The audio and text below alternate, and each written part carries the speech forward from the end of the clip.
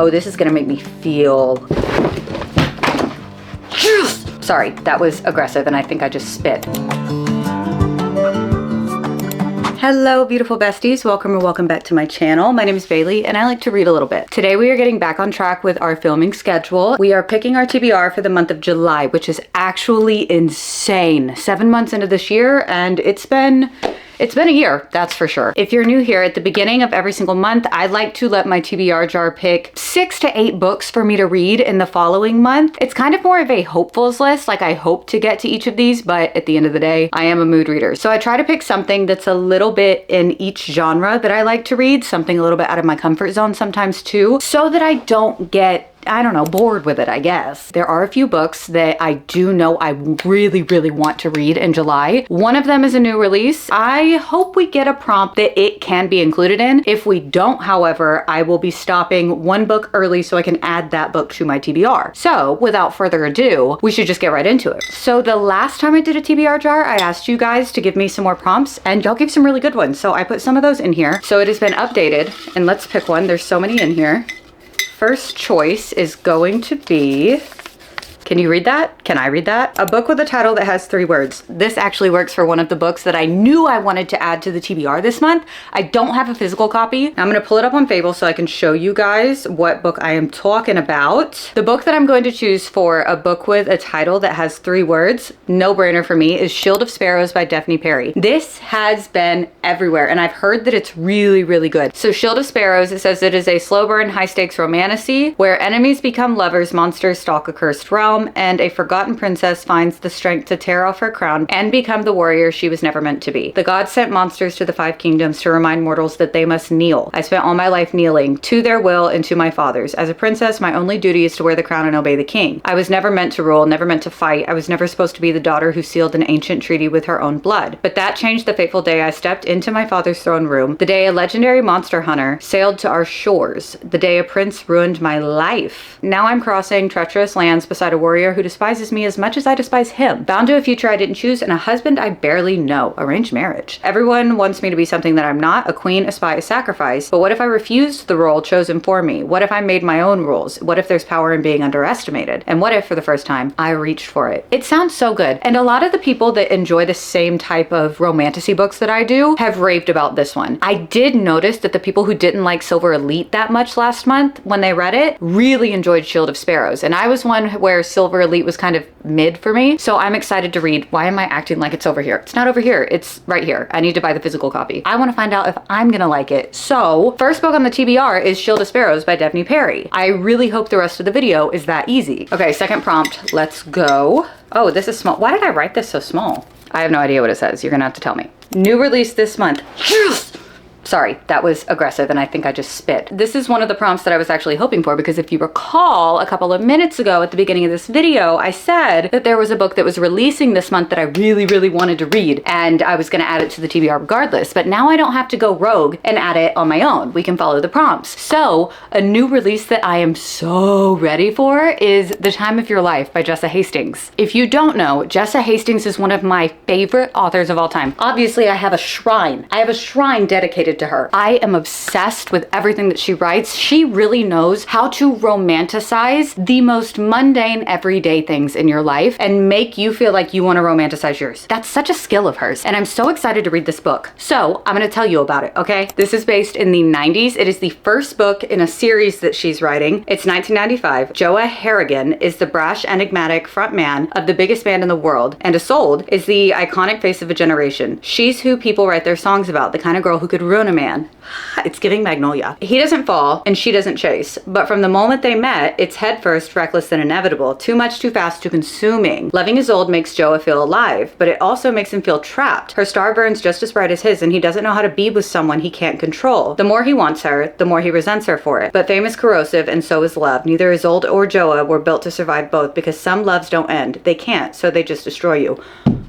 Oh my God, there's gonna be so much angst in this. There's going to be so much angst and tension and yearning and toxicity in this. I am ready. Oh, this is gonna make me feel, I'm excited. I don't think any Jessa Hastings MMC can top Julian for me, honestly. I do not think that Julian and Magnolia should have ended up together. I'm very much a BJ and Magnolia stan. I think Julian should have ended up with me. It sounds like Joa is just toxic enough that he might. I don't know. We'll see. We'll see. He may be too toxic. I'm so excited. I'm so excited for this book. Okay. I'm so glad we picked that prompt, you guys. By the way, it does come out on July 15th. She is feeding us this year, you guys. And can we also talk about the cover for this book? Because Emmy Lawless does the most beautiful artwork, and I love, love, love that she does all of Jessa's cover. Well, not all of them, but most of Jessa's covers. And she knocked it out of the park with this one. It's stunning. Next pick. Next pick. Let's go. I have no idea what's about to come out of this, but I do know I just picked another really small one. Why did I write these so small? What is wrong with me? Hello, what does that say? Continue a series. You know what I'm gonna do? I didn't get to this book last month, and I believe this was the same prompt, maybe, that made me pick this book, because I do want to finish the second book in this series. I've only read the first one, Us Deadly Few by Alexis Patton. This is dystopian romance. The way that book one ended was insane. Basically, in this book, everybody lives underground except for the elite. The elite live in a dome above ground. Our FMC gets thrown into this prison underground, meets this group of people that becomes what's kind of like a found family, and a guard that she is drawn to, okay? The slow burns. I've heard book two is even better than book one, and I'm very excited to read it and dive back into it. I just have to be in the mood for it, because then if I'm not, it's gonna ruin the experience, and then I'm gonna be put in a book slump, and it's just not fun. We're gonna try to read it in July. So that's 3 books down. Look at us go. Pick number 4. I don't know why I cut these so small, you guys. This is actually ridiculous of me. I don't know what it says. A book you've been putting off. Ooh, okay. I have been putting off Caraval for quite some time. Now, Caraval is supposed to be like whimsical. It's YA fantasy, first of all. So it says, Scarlet Dragna has never left the tiny island where she and her sister Tella live with their powerful and cruel father. Now, Scarlet's father has arranged a marriage for her, and Scarlet thinks her dreams of seeing Caraval, the faraway once-a-year performance where the audience participates in the show, are over. But this year, Scarlet's long dreamt-of invitation finally arrives. With the help of a mysterious sailor, Tella whisks Scarlet away to the show. Only, as soon as they arrive, Tella is kidnapped by Caraval's mastermind organizer, Legend. His name is actually Legend? Okay, slay. It turns out that this season's Caraval revolves around Tella, and whoever finds her first is the winner. Scarlet has been told that everything that's happening during Caraval is an elaborate performance, but she nevertheless becomes enmeshed in a game of love, heartbreak, and magic, real or not, and she must find Tella before the 5 nights of the game are over, or a dangerous domino effect of consequences is set off, and her sister disappears forever. Why did the blurb actually just make me want to finally pick this up? I have been debating whether or not to read Once Upon a Broken Heart before Caraval, but I was told last TBR jar video that I should definitely read Caraval first, so that's what I think I'm going to do, but I'm not sure if this is the one that's going to win this prompt for a book I've been putting off, because another one I've been putting off is Bunny by Mona Awad. The reason I've been putting this off is because I've heard it's real weird. This is set in academia, so it says, a scholarship student who prefers the company of her dark imagination to that of people, Samantha Heather Mackey, is utterly repelled by the rest of her graduate fiction writing cohort at New England's elite Warren University. A clique of unbearably sinister rich girls who call each other Bunny and seem to move and speak as one. First of all, nightmare fuel. That's what that is. But everything changes when Samantha receives an invitation to the Bunny's fabled smut salon and finds herself inexplicably drawn to their front door, ditching her only friend Ava in the process. As Samantha plunges deeper into the Bunny's world and begins to take a part in their monstrous experiments, the edges of reality begin to blur. Soon her friendships with Ava and the Bunnies will be brought into deadly collision. I don't think I'm ready for this one yet. I don't think I want to be creeped out right now. I think I want to enter a fantastical world, and I think I've been putting Caraval off for way too long. I think we're gonna go with Caraval by Stephanie Garber, and this is the start of a trilogy. Let's see if I actually will read the trilogy in order instead of being like, I'm gonna read the first one and then going to read a different book after. Just depends on what the mood reader in me is doing. So we've got our 4th pick, which is Caraval. Pick number 5, let's go. I think the sun is kind of going down. It's like going in and out behind clouds, so I'm sorry if it's getting darker in here. What does this say? Can you guys read that? Hello, can you see me peeking down below my hand? A book with an even number of pages. I'm trying to think of like what book I would want to read. Let me look and see if this other book I want to add to the TBR has an even number of pages. So this book does have an even number of pages. It just has a lot of pages. So we're going to do it. We are adding Blood and Betrayals. Actually, you know what? Let's read the blurb first. It says, fear, fury, and fire. To know is not enough. Power flows through the ancient halls of Avalon University like a never-ending flood. Admission to the elite institution enables students to hone their magic under the watchful eye of their icy headmaster. Summer Dannon planned to slide through her tenure at Avalon unnoticed and inconspicuous. She has no interest in learning more about her past or why someone applied to the school on her behalf. Her emotional walls keep everyone at bay, and her sharp tongue makes people give her a wide berth. Yet despite her best attempts, her emotional armor begins to melt from her feral vampire roommate to the angelic senior who is never dissuaded by her feigning disinterest. Why did my brain immediately go, an old man? A senior? But she's at school, so it's like a senior in college. Maybe this could be good for her, a new life. Yet dark secrets lurk in the halls of Avalon, and soon those same halls are drenched in blood. Summer finds herself as the obsession of the sadistic stalker with the 7 lessons to learn. With help of her new friends, she races against the clock to solve the mystery, hoping to save lives and catch the killer before it's too late. So it's giving like Zodiac Academy murder mystery. Ooh, I like that. There's angels, there's vampires. I'm intrigued by this. And it has 1,026 pages. It's an even number. It's a big number, but it's an even number. And I really want to read this. Emmy just read it, and Laura, it's like God tier for her, I believe. She loves it. They were both raving about it, so I need to read it. Very excited, very scared. We're not gonna let the big book fear get us down though. That is now 5 books on the TBR so far. I think I'm gonna choose 2 more. Pick number 6, let's go. We've got 2 more. We gotta make these good.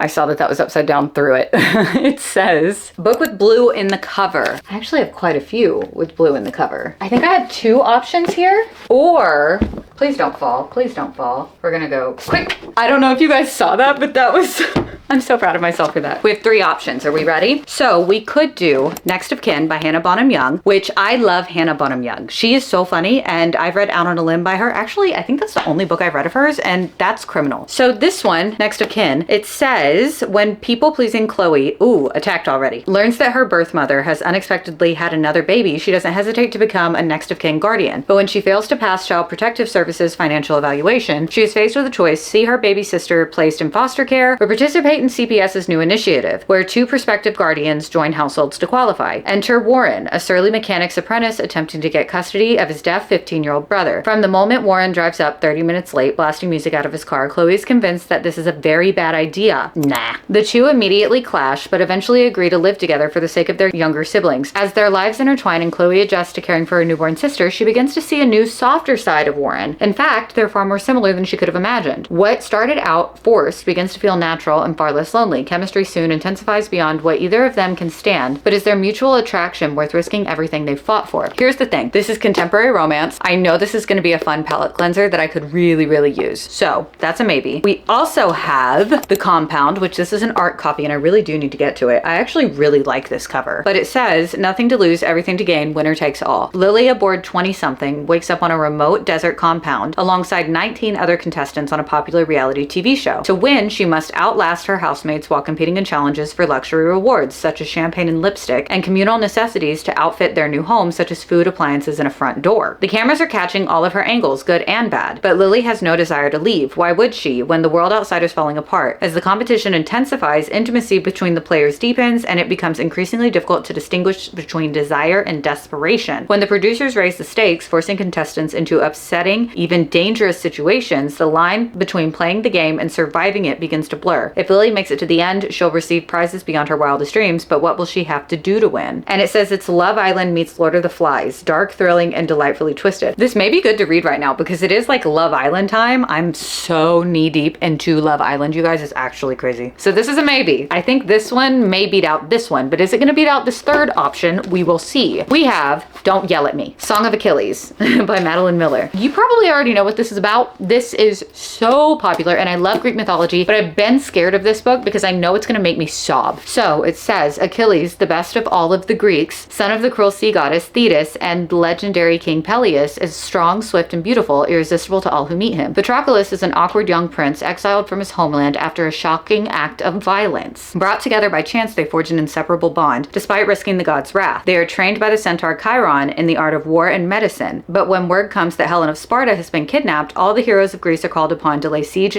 to Troy in her name. Seduced by the promise of a glorious destiny, Achilles joins their cause, and torn between love and fear for his friend, Patroclus follows. Little do they know that the cruel fates will test them both as never before and demand a terrible sacrifice. And we know what that sacrifice is if you're familiar with the myth. This is a contender, but I do think, now that I've read the back of this book, I think this is the perfect time to read it. I really do. And it comes out June 24th. So this will already be out by the time this video comes up. So you could read it too. I think I'm gonna read this. These are both like full blue covers, and I choose the one with a little bit of blue. Why am I like this? So this is book 6 on the TBR, The Compound by Aisling Rawl. I am gonna choose one more just for funsies, you know, just for funsies, because I like hanging out with you guys. That's what we're gonna do. Oh my God, why is that so long? Hello? A book with your favorite color in the cover. Fun fact, green is my favorite color. I don't know how much I have with green in it. Wait, this is an option. Okay, we're gonna try to do this again where I just like pulled that book out like that. Let's see if I can do it.